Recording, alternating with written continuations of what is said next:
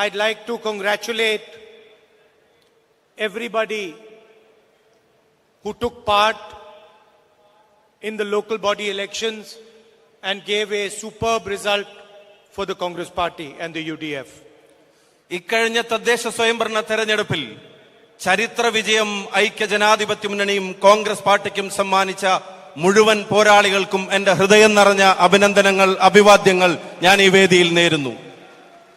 We had a superb performance at all levels: Gram Panchayat, Block Panchayat, District Panchayat, Municipality and Corporation.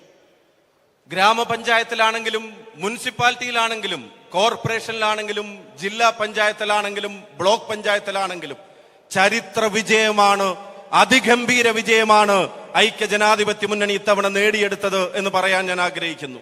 And I'm especially happy that we have done well because the panchayats, the third tier of government, is the foundation of our democratic system. ജനാധിപത്യ സംവിധാനത്തിന്റെ അടിത്തറയാണ് പഞ്ചായത്തുകൾ. ഈ തെരഞ്ഞെടുപ്പ് വിജയം ഏറ്റവും കൂടുതൽ ആഹ്ലാദം നൽകുന്നതിന്റെ കാരണം എന്തെന്ന് ചോദിച്ചാൽ നമ്മുടെ വിജയം ഏറ്റവും നന്നായി കുറിക്കപ്പെട്ടിരിക്കുന്നത് ആ ഗ്രാമപഞ്ചായത്തുകളിലാണ് എന്നുള്ളത് പ്രത്യേക സന്തോഷം നൽകുന്നു. If we want to protect the constitution, if we want to ensure that the constitution survives, we have to protect the third tier of government, the panchayat, the nagarpalikas. ഭരണഘടന സംരക്ഷിക്കപ്പെടണമെങ്കിൽ, ഭരണഘടന നിലനിൽക്കണമെങ്കിൽ ജനാധിപത്യ സംവിധാനത്തിന്റെ മൂന്നാം ഘട്ടം, മൂന്നാം തൂണ് ഈ തദ്ദേശ സ്വയംഭരണ സ്ഥാപനങ്ങൾ, അതിൽ ഓരോരുത്തരുടെയും അവകാശങ്ങൾ സംരക്ഷിക്കപ്പെടേണ്ടതാണ്, സംവിധാനം സംരക്ഷിക്കപ്പെടേണ്ടതാണ്. And you must remember that the idea of the 73rd and 74th constitutional amendment was that of the Congress Party. ഈ ചരിത്ര മുഹൂർത്തത്തിൽ നാം ഓർക്കേണ്ടത് ഭരണഘടനയുടെ 73ഉം 74ഉം വരുന്ന പരിച്ഛേദങ്ങൾ, ആ മാറ്റങ്ങൾക്ക് നേതൃത്വം നൽകിയത്, ഭേദഗതികൾക്ക് നേതൃത്വം നൽകിയത് ഇന്ത്യൻ നാഷണൽ കോൺഗ്രസ് ആണ് എന്നുള്ളത് ഈ ചരിത്ര മുഹൂർത്തത്തിൽ ഓർക്കേണ്ടതാണ്. The foundation of the constitution is one man, one vote. And the idea is that every single Indian citizen should have voice in the running of our country. ഭരണഘടന ഏറ്റവും കരുത്തുറ്റ അടിത്തറ എന്ന് പറയുന്നത് ഒരു വ്യക്തിക്ക്, ഒരു പൗരന് ഒരു വോട്ട് എന്നുള്ള നിലയിലാണ്. ആ ഒരു വോട്ട് ഓരോ പൗരന്റെയും ശബ്ദമാണ്. അത് സംരക്ഷിക്കപ്പെടേണ്ടത് ഇന്ത്യൻ ജനാധിപത്യത്തിന്റെ അനിവാര്യതയാണ്.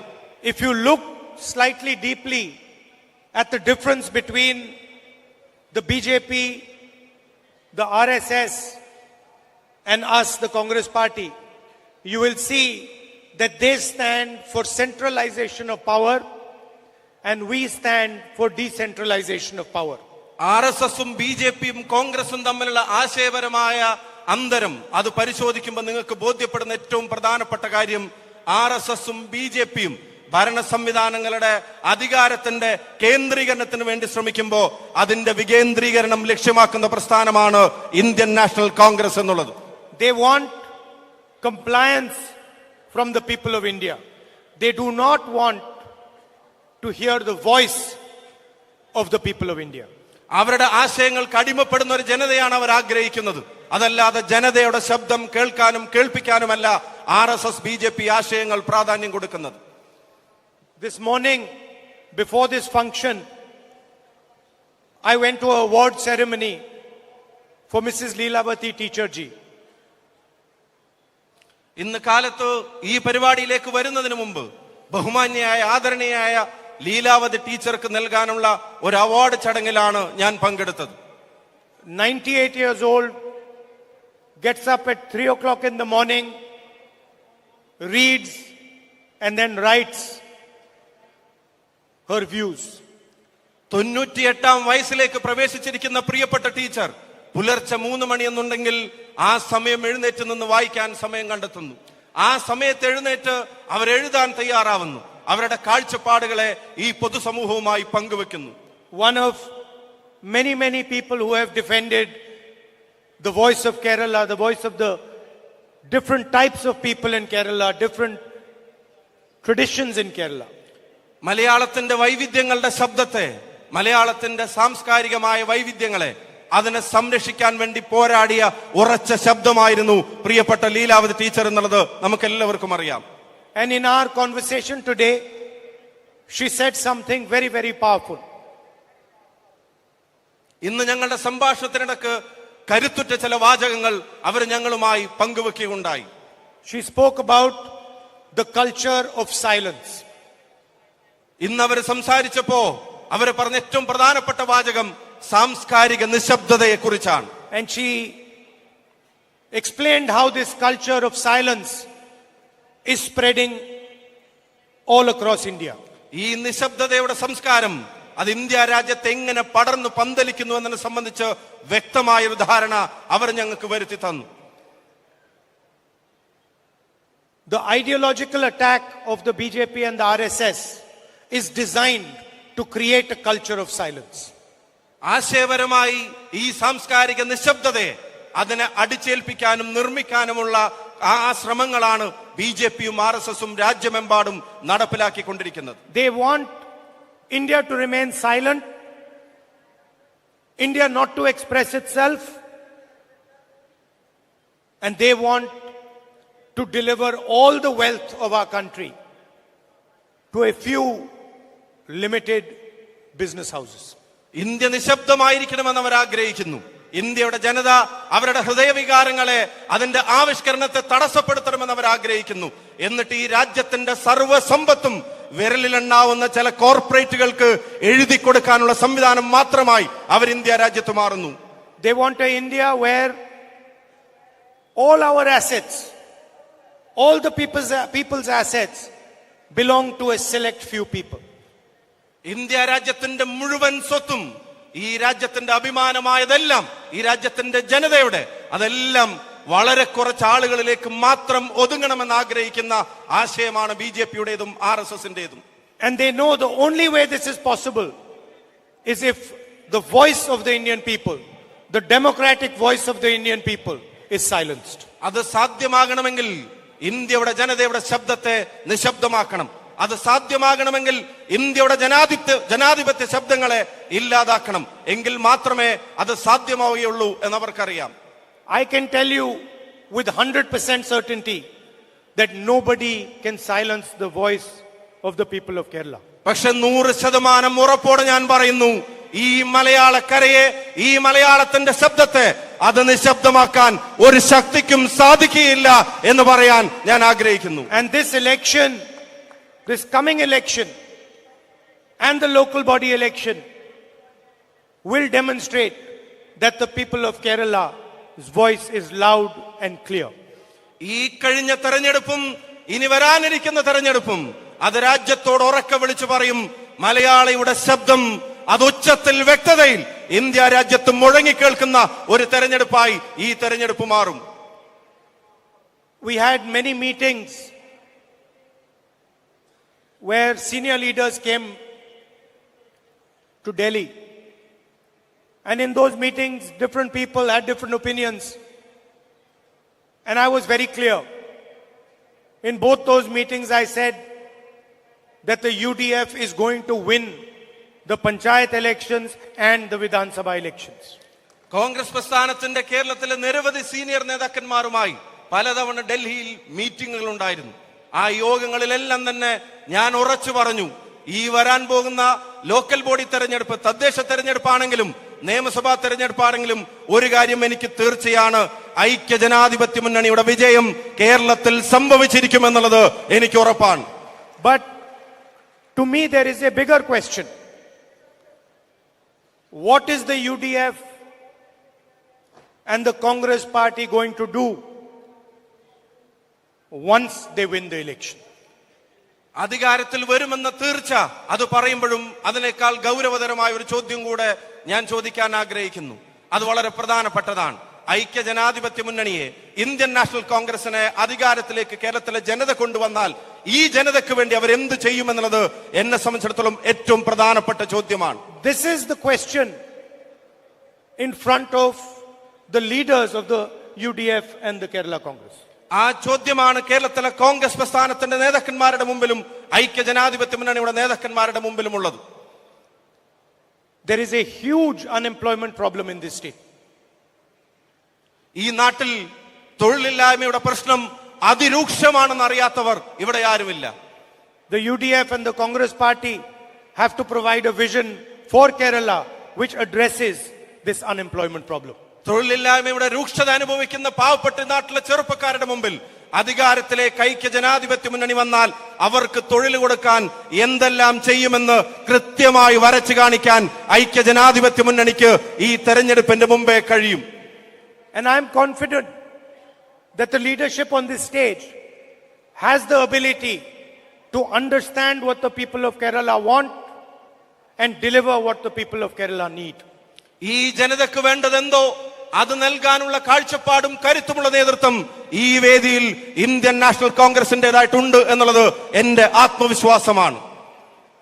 For any government to succeed, the leadership needs to be accessible to the people. ഏത് സർക്കാർ സംവിധാനങ്ങളും ഏത് സർക്കാരും അതൊരു വിജയമാവണമെങ്കിൽ നാട്ടിലെ ജനത സാധാരണക്കാരന് അവർക്ക് കയ്യെത്തും ദൂരത്തുള്ള ഒരു സർക്കാരായി ഈ ഗവൺമെന്റുകൾ മാറണം. The leadership has to merge with the people. ഈ നേതൃത്വം ജനങ്ങളുമായി ഇടപഴകി കലർന്നു വരണം. And I'm confident that the leadership of both the UDF and the Congress party is going to be humble, is going to merge with the people of Kerala, and is going to truly become an expression of the voice of people of Kerala. എനിക്ക് തീർച്ചയാണ് UDFന്റെ നേതൃത്വം, Indian national കോൺഗ്രസിന്റെ നേതൃത്വം അവർ അവരുടെ ഉത്തരവാദിത്വം ഏൽക്കുന്നതിന്റെ ഭാഗമായി ഇന്നാട്ടിലെ ജനതയുമായി ഇഴകിച്ചേർന്ന് അവരുടെ ശബ്ദത്തെ, അവരുടെ അഭിപ്രായങ്ങളെ അതിനെ ചെവിക്കൊള്ളുന്നതും കേൾക്കുന്നതും ആവിഷ്കരിക്കാൻ അവസരമൊരുക്കുന്നതുമായ ഒരു സംവിധാനമായിട്ട് ഇവിടുത്തെ ഭരണ സംവിധാനത്തെ മാറ്റും. There is a political battle taking place in Kerala, and then there is a ideological and political battle taking place at the national level. കേരളത്തിൽ രാഷ്ട്രീയമായ ഒരു പോരാട്ടം നടക്കുന്നു. അതേ സമയം തന്നെ ദേശീയ തലത്തിൽ ഇന്ത്യ രാജ്യത്ത് ആശയപരമായ ഒരു പോരാട്ടവും നടന്നുകൊണ്ടിരിക്കുകയാണ്. I've had the honor of being a member of parliament from this state. ഈ മനോഹര സംസ്ഥാനത്തിൽ നിന്ന് ഇന്ത്യൻ പാർലമെന്റിലെ ഒരംഗമായി തെരഞ്ഞെടുക്കപ്പെടാനുള്ള വലിയ അവസരം കിട്ടിയിട്ടുള്ള, അംഗീകാരം കിട്ടിയിട്ടുള്ള ഒരാളാണ് ഞാൻ. And I tell you with all humility that I have learned a tremendous amount from the people of Kerala. വിനയത്തോടുകൂടി ഞാൻ പറയുന്നു, പരിധികളില്ലാത്ത പാഠങ്ങൾ ഈ നാട്ടിലെ ജനതയിൽ നിന്ന് പഠിക്കാൻ എനിക്ക് അവസരം ലഭിച്ചിട്ടുണ്ട്. Your history, your tradition, your language, your political depth. ഈ നാടിന്റെ ചരിത്രം, ഈ നാടിന്റെ സംസ്കാരം, ഈ നാടിന്റെ അഗാധമായ രാഷ്ട്രീയ ബോധം, And most important, your ability to stand together. അതിനേക്കാൾ എല്ലാത്തിലും ഉപരി ഐക്യത്തോടെ നിലനിൽക്കാനുള്ള ഈ ജനതയുടെ കഴിവും ശക്തിയും. Different religions, different cultures, different ideas, all standing together respectfully. മതങ്ങൾ, ജാതികൾ, സംസ്കാരം, ഭാഷ ഇതെല്ലാം പരസ്പര ബഹുമാനത്തോടുകൂടി ഒരുമിച്ച് നിന്ന് മുന്നേറുന്നത് കാണാൻ. And you have shown me how this is done. നിങ്ങളാണ് ലോകത്തെ എന്നെ കാണിച്ചത് ഇതെങ്ങനെയാണ് ചെയ്യുന്നത് എന്ന്. So for me, my relationship with the people of Kerala transformed when I became member of parliament. എന്നെ സംബന്ധിച്ചിടത്തോളം കേരളത്തിലെ ജനങ്ങളുമായിട്ടുള്ള ആത്മബന്ധം അതിന് വലിയ പരിവർത്തനമാണ് ഇവിടുത്തെ ഒരു പാർലമെന്റ് അംഗം എന്ന നിലക്ക് തെരഞ്ഞെടുക്കപ്പെട്ടതിന് ശേഷം ഉണ്ടായത്. I suffer when I see thousands and thousands of young Keralites going abroad because they cannot get employment in this state. ആയിരക്കണക്കിന് ചെറുപ്പക്കാർ ഈ നാട്ടിൽ തുടരാൻ ആഗ്രഹിക്കുന്നവർ ഒരു ജോലി കിട്ടാത്തതിന്റെ പേരിൽ അവര് നാട് വിടേണ്ടി വരുന്നത് കാണുമ്പോൾ അതിന്റെ വേദന അനുഭവിക്കുന്ന ഒരാളാണ് ഞാൻ. Yes, I am filled with pride when I see our nurses working hard outside our country. അതേ സമയം തന്നെ ഈ നാടിന് അഭിമാനമായ നമ്മുടെ മാലാഖമാർ, പ്രിയപ്പെട്ട നഴ്സുമാർ രാജ്യത്തിന്റെ അതിർത്തികൾക്കപ്പുറത്ത് നടത്തുന്ന കഠിനാധ്വാനത്തെ ഞാൻ അഭിമാനത്തോടെയാണ് നോക്കിക്കാണുന്നത്. And I feel pride when I see what the people of Kerala have achieved in Dubai, in many different cities of the world. Dubai ഉൾപ്പെടെയുള്ള ഗൾഫ് രാജ്യങ്ങളിലും ലോകത്തിന്റെ നാനാവിധ പ്രദേശങ്ങളിലും ഈ മലയാളി സമൂഹം ഉണ്ടാക്കിയിട്ടുള്ള നേട്ടങ്ങളെ വലിയ അഭിമാന ബോധത്തോടുകൂടി നോക്കിക്കാണാൻ ആഗ്രഹിക്കുന്ന ഒരാളാണ് ഞാൻ. But we need to free the people of Kerala so they can do whatever they do abroad they can do it in Kerala itself. പക്ഷേ കേരളത്തിലെ ജനങ്ങൾക്ക് ഒരു അവസരം ഒരുക്കേണ്ട ഉത്തരവാദിത്വം നമുക്കുണ്ട്. അവരിവിടുന്ന് പോകുന്നത് അത് നിർബന്ധിതമായ ഒരു അവസ്ഥയിലാവരുത്. ലോകത്തിന്റെ ഏത് കോണിലും അവർ ചെയ്യുന്ന കാര്യത്തെ അഭിമാനത്തോടെ നമ്മുടെ നാട്ടിലും ചെയ്യാനുള്ള അവസരം അവർക്ക് ഒരുക്കി കൊടുക്കാൻ നാം പ്രതിജ്ഞാബദ്ധമാണ്. When I was discussing with my sister before the last election about her becoming a member of parliament of Kerala, ഞാൻ എന്റെ സഹോദരിയുമായി കഴിഞ്ഞ പാർലമെന്റ് തെരഞ്ഞെടുപ്പിന്റെ മുമ്പ് അവരിവിടെ മത്സരിക്കുന്നതുമായി ബന്ധപ്പെട്ട കാര്യങ്ങൾ ചർച്ച ചെയ്തുകൊണ്ടിരിക്കുമ്പോൾ I told her, listen, this is not a logical decision, this is an emotional decision.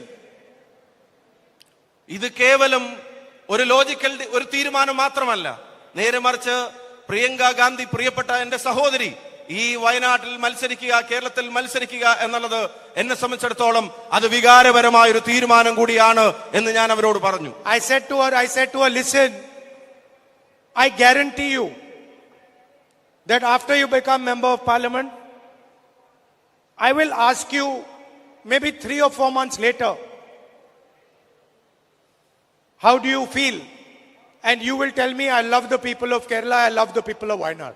ഞാൻ അവരോട് പറഞ്ഞു, ഞാൻ ഉറപ്പ് നൽകുന്നു, 3-4 മാസങ്ങൾക്കപ്പുറം ഈ നാടിന്റെ ജനപ്രതിനിധിയായി തെരഞ്ഞെടുക്കപ്പെട്ടാൽ ഇപ്പൊ എന്ത് അനുഭവപ്പെടുന്നു എന്ന ചോദ്യത്തിന് പറയാൻ പോകുന്ന ഉത്തരം തീർച്ചയായും ഞാൻ വയനാട്ടിലെയും കേരളത്തിലെയും എന്റെ ജനങ്ങളെ സ്നേഹിക്കുന്നു എന്നതായിരിക്കും നിങ്ങളുടെ മറുപടി എന്ന് ഞാൻ അവരോട് പറഞ്ഞു. And every 2 or 3 weeks she describes to me something new that she has learned from the people of Kerala. ഓരോ 2-3 ആഴ്ചകൾക്കപ്പുറം ഈ ജനതയിൽ നിന്ന് പകർന്നു കിട്ടിയ പുതിയ അറിവുകളെ സംബന്ധിച്ച് ആവേശത്തോടെ അവരെന്നോട് വിശദീകരിക്കാറുണ്ട്. You have all these things here, so sometimes you take them for granted. ഈ നാട്ടിൽ നിങ്ങൾ ഇതിനെല്ലാം കൊണ്ട് നടക്കുമ്പോ മുറ്റത്തെ മുല്ലക്ക് മണമില്ലെന്ന് പറയുന്നത് പോലെ ചിലപ്പോൾ നിങ്ങൾ അതങ്ങനെ സാധാരണഗതിയിലുള്ള ഒരു കാര്യം മാത്രമായി ഏറ്റെടുത്ത് കാണാറുണ്ട്. You have natural beauty. You have a amazing political culture. You have multiple religions who live happily together. You are used to these things and you take them for granted. അനന്തമായ പ്രകൃതി സൗന്ദര്യം, പല മതങ്ങൾ ഒരുമിച്ച് ചേർന്ന് ഇഴുകിച്ചേർന്ന് ജീവിക്കുന്നത്, അതുപോലെ തന്നെ മികച്ച രാഷ്ട്രീയ ബോധം, ഇതെല്ലാം നിങ്ങൾക്കുണ്ടാവുമ്പോ ഇത് നിങ്ങൾ സാധാരണഗതിയിലുള്ള ഒന്ന് മാത്രമായി അതിനെ കണ്ടവഗണിക്കാറുണ്ട്. So sometimes it's important that someone from Delhi comes and tells you this, that you have the most sophisticated political culture. അതുകൊണ്ട് തന്നെ ചിലപ്പോഴൊക്കെ അത് വളരെ പ്രധാനപ്പെട്ടതാണ്. ഒരുപക്ഷെ ഡൽഹിയിൽ നിന്ന് വന്നിട്ടാണെങ്കിലും ഈ നാടിന്റെ സമന്വയത്തിന്റെ ഉൾക്കൊള്ളലിന്റെ രാഷ്ട്രീയ ബോധത്തെ അത് വളരെ പ്രധാനപ്പെട്ടതാണെന്ന് നിങ്ങളെ ഓർമ്മപ്പെടുത്താൻ. At all levels, at the local third tier of government, local government level, superb political culture. അത് ഏത് തലത്തിലെടുത്ത് നോക്കിയാലും തദ്ദേശ സ്വയംഭരണ സ്ഥാപനങ്ങൾ പോലും അതിഗംഭീരമായ രാഷ്ട്രീയ സംസ്കാരമാണ് ഈ കേരളം വെച്ചു പുലർത്തുന്നത് എന്ന് പറയാതിരിക്കാൻ കഴിയില്ല. I don't think there are panchayat presidents of this quality anywhere in the rest of the country. ഈ ത്രിതല സംവിധാനത്തിന്റെ തലപ്പത്തിരിക്കുന്ന പഞ്ചായത്ത് അധ്യക്ഷന്മാരെക്കാൾ മികച്ച നിലവാരം പുലർത്തുന്നവർ രാജ്യത്തെമ്പാടുമുണ്ട് എന്ന് എനിക്ക് പറയാൻ സാധിക്കില്ല. Because you are emerging from a political process. കാരണം നിങ്ങൾ ഉയർന്നു വരുന്നത് ഒരു വലിയ രാഷ്ട്രീയ പോരാട്ടത്തിലൂടെയാണ്. And you are held accountable by the people of Kerala. അതുപോലെ തന്നെ നിങ്ങൾക്ക് ലഭിക്കുന്ന ജനത നൽകുന്ന അധികാരത്തിന് നിങ്ങൾ കൃത്യമായി ഉത്തരവാദിത്തമുള്ളവരായി ഇവിടുത്തെ ജനത നിങ്ങളെ നിലനിർത്തുന്നു. And many of the young people here who have been elected for the first time, you must realize that you have been given trust by the people of Kerala. ഈ ത്രിതല പഞ്ചായത്ത് സംവിധാനങ്ങളിലേക്ക് തെരഞ്ഞെടുക്കപ്പെട്ടിട്ടുള്ള ഒരുപാട് യുവ സഹോദരങ്ങൾ, ആ യുവ സഹോദരങ്ങളോട് ഞാൻ പറയുന്നു, നിങ്ങളിൽ ജനങ്ങൾ അർപ്പിച്ച വിശ്വാസത്തെ കാക്കാൻ നിങ്ങൾ തയ്യാറാവണം. This is the most important thing that the people of Kerala can give you. ഈ നാട്ടിലെ ജനതക്ക് നിങ്ങൾക്ക് നൽകാൻ കഴിയാവുന്ന ഏറ്റവും വലിയ അംഗീകാരമാണ് അവർ നിങ്ങളിൽ അർപ്പിക്കുന്ന വിശ്വാസം. Respect this trust, cherish this trust, defend this trust. ആ വിശ്വാസത്തെ മുറുകെ പിടിക്കണം, ആ വിശ്വാസത്തെ ഹൃദയത്തിൽ കൊണ്ട് നടക്കണം, ആ വിശ്വാസത്തെ ജനങ്ങൾക്കൊപ്പം നിന്ന് പ്രതിരോധിച്ച് മുന്നോട്ട് പോകണം. And remember that in the end, as a member of the Congress party, you are defending the Constitution of India. അതിന്റെ ഒടുവിൽ നിങ്ങൾ തിരിച്ചറിയേണ്ട ഒരു പ്രധാനപ്പെട്ട കാര്യം, ഇന്ത്യൻ നാഷണൽ കോൺഗ്രസിന്റെ ഒരെളിയ അംഗം എന്നുള്ള നിലക്ക് നിങ്ങൾ സംരക്ഷിക്കാൻ പോകുന്നത്, സംരക്ഷണത്തിന്റെ ഉത്തരവാദിത്വം ഏറ്റെടുക്കാൻ പോകുന്നത് ഇന്ത്യയുടെ ഭരണഘടനയുടേതാണ് എന്ന ഓർമ്മ നിങ്ങളിൽ ഉണ്ടായിരിക്കണം. And you are not going to allow a culture of silence to pervade this country. നിശബ്ദതയുടെ സംസ്കാരത്തിനെ വളരാൻ അനുവദിക്കാത്തവരായി നിങ്ങൾ മാറണം. Thank you very much. ഹൃദയം നിറഞ്ഞ നന്ദി ഈ ജനതയോട്. And I wish all of you all the best for the coming election. And I'm confident that you will stand together and win a thumping majority in the Vidhan Sabha elections. വരാനിരിക്കുന്ന നിയമസഭാ തെരഞ്ഞെടുപ്പിന് നിങ്ങൾക്ക് എല്ലാവിധ വിജയാശംസകളും ഞാൻ നേരുന്നു. എനിക്ക് തീർച്ചയാണ് ഉജ്ജ്വല ഭൂരിപക്ഷത്തോടെ കേരളം ഐക്യ ജനാധിപത്യ മുന്നണി വീണ്ടെടുക്കുമെന്ന്.